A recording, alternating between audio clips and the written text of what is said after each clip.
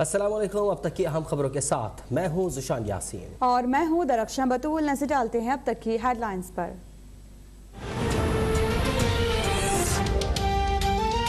मुल्क में मौसम सुहाना हुआ तो मरी जाने वालों का रश बढ़ गया। इस्लामाबाद और रावलपिंडी से मरी जाने वाले रास्तों पर बेइंतहा रश।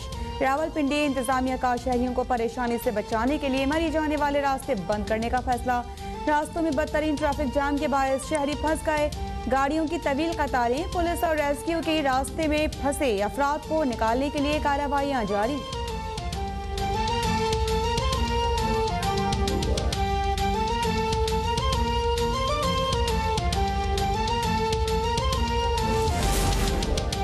पीटीआई हुकूमत जा रही है, आइंदा हुकूमत पीपल्स पार्टी बनाएगी, हमें अपना होमवर्क मुकम्मल करना होगा।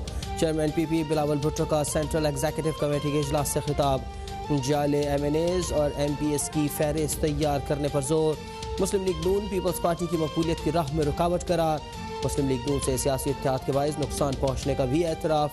अरकान की आइंदा इंतखाबात में दीगर सियासी और मजहबी जमातों से इत्तेहाद करने की तजवीज़।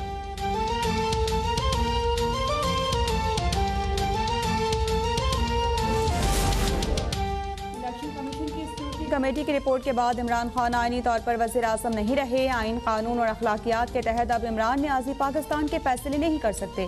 अपोजिशन लीडर शहबाज शरीफ का वज़ीर आज़म इमरान खान के खिलाफ फॉरेन फंडिंग केस की रोजाना समाअत कराने का मुतालिबा। कहा कि नवाज शरीफ के खिलाफ JIT बन सकती है तो इमरान न्याज़ी के लिए क्यों नहीं। नवाज शरीफ जैसे मकबूल अवामी वज़ीर आज़म पर कानून लागू हो सकता है तो इमरान न्याज़ी पर क्यों नहीं हो सकता।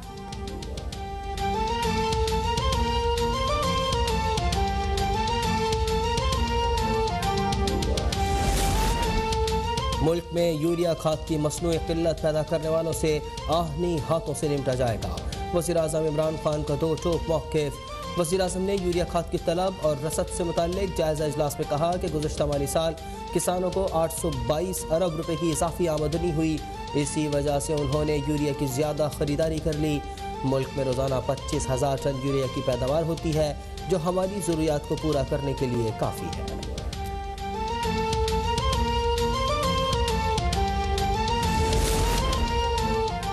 लोग होटल्स में 30,000 रुपए का एक वक्त का खाना खा लेते हैं मगर टैक्स फिर भी नहीं देते। अब ऐसा नहीं चलेगा। वज़ीर खजाना शौकत तरीन ने खबरदार कर दिया। बोले कि टैक्स अदा न करने वालों के खिलाफ सख्त कानूनी कार्रवाई की जाएगी और अब सिर्फ इनकम टैक्स ही नहीं, सेल्स टैक्स भी देना पड़ेगा।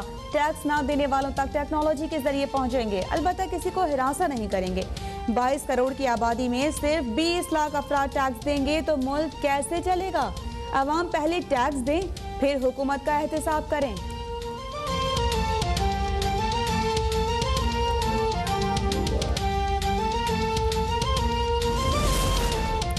इस्लामाबाद हाई कोर्ट ने रावल झील के किनारे सेलिंग क्लब की तामीर को गैर कानूनी करार दे दिया। सेलिंग क्लब 3 हफ्तों में गिराने और जिम्मेदारों के खिलाफ कार्रवाई का हुक्म। चीफ जस्टिस अतहर बिन अल्लाह ने 45 सफ़ात पर मुश्तमिल तहरीरी फैसले में कहा, क्लब नेशनल पार्क एरिया पर तजावीज़ करके बनाया गया है। अथॉरिटी को सेलिंग क्लब के लिए NOC जारी करने का इख्तियार नहीं था। नए साल के पहले ही हफ्ते में महंगाई की शरह में 0.08% इजाफा। हफ्तावार महंगाई की शरह भी 0.08 से तजावुज़ कर गई। रवा हफ्ते 25 रोज़मर्रा इस्तेमाल की अशिया महंगी। चिकन, सब्जियां, चीनी, पेट्रोलियम मसनूआत, दाल की कीमतों में इजाफा। अंडे, टमाटर, LPG के घरेलू सिलेंडर समेत 7 अशिया की कीमतों में कमी।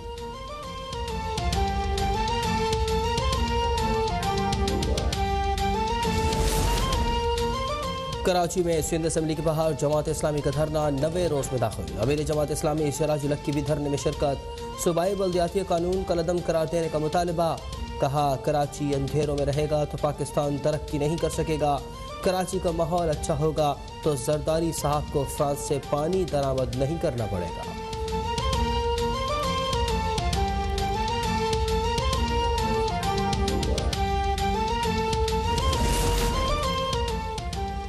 लाहौर की मुख्तलिफ जामियात के तलबा का एक दिन पाक फौज के नाम। तलबा और असातिज़ा का अस्करी सरगर्मियों में गहरी दिलचस्पी का इजहार। ISPR के मुताबिक तलबा को हथियारों और मुख्तलिफ आलात के बारे में आगाही दी गई। मुख्तलिफ हथियारों के इस्तेमाल का अमली मुजाहरा भी करके दिखाया गया। Core commander Lahore lieutenant general Mohammad Abdul Aziz ने तलबा के जोश जज्बे को खूब सराहा।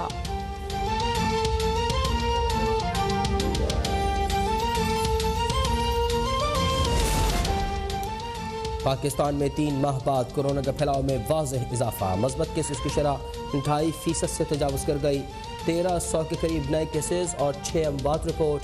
महकमा तालीम सिंध की तालीमी इदारों में कोरोना वैक्सीनेशन से मुताल्लिक अहम हिदायत जारी। 12 से 18 साल के तलबा और तालिबात की वैक्सीनेशन लाजमी करार।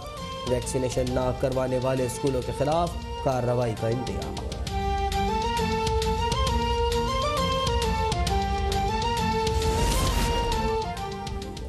बलोचिस्तान में हर तरफ बर्फ ही बर्फ, मुख्तलिफ इलाकों में रिकॉर्ड बर्फबारी और तूफानी हवाओं के साथ मूसलाधार बारिश। कोज़ब टॉप, कान मेहतसई, तोबल चकसई में भी शदीद बर्फानी मौसम। कोयटा, चमन और कोयटा संचाबी रोड समेत कई अहम शाहराहें ट्रैफिक के लिए बंद। ओथल के इलाके दिरजा में मकान की छत गिरने से 3 बच्चे जाँ बहक। कसूर के नवाही गांव कल में मकान की छत गिरने से 7 अफराद जख्मी। सक्खर के इलाके दर्जी महल्ले में छत गिरने से 3 बच्चे जख्मी हो गए।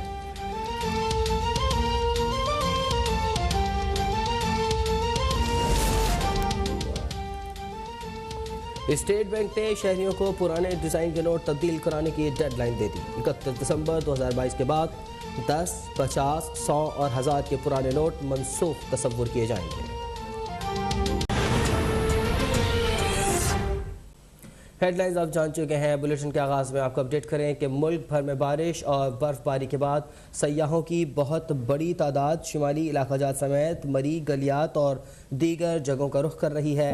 इस्लामाबाद और रावलपिंडी से मरी जाने वाले रास्तों पर ट्रैफिक का दबाव शदीद बढ़ गया है। रावलपिंडी इंतजामिया का शहरियों को परेशानी से बचाने के लिए मरी जाने वाले रास्ते बंद करने का फैसला किया गया है। जी हाँ, आपको बता रहे हैं मुल्क भर में बारिश और बर्फबारी के बाद सयाहों की बहुत बड़ी तादाद शिमाली इलाकाजात समेत मरी, गलियात और दीगर जगहों का रुख कर रही है। और इस्लामाबाद और रावलपिंडी से मरी जाने वाले जो रास्ते हैं वहाँ पर ट्रैफिक का दबाव भी बढ़ चुका है। रावलपिंडी इंतजामिया का शहरियों को परेशानी से बचाने के लिए मरी जाने वाले सारे रास्ते बंद करने का फैसला सामने आया है। रास्तों में बदतरीन ट्रैफिक जाम के बायस शहरी फंस गए हैं।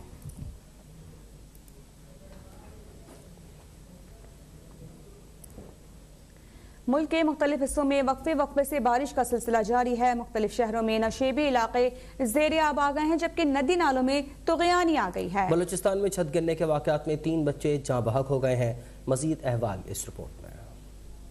चमन में मौसम सुरमा की पहली बर्फबारी से पहाड़ों ने सफेद चादर ओढ़ ली। 2 रोज से मुसलसल बर्फबारी और बारिश का सिलसिला थम गया। मंचलों ने कोज़ब टॉप पहाड़ों का रुख कर लिया। आजाद कश्मीर में मकड़ा पहाड़, पीर चनासी और सिरीकोट के पहाड़ों पर भी बर्फबारी का सिलसिला जारी है। जिला बाग, हवेली, पूंछ, संधोती और कहीं गहरे कहीं हल्की बारिश और बर्फबारी जारी है।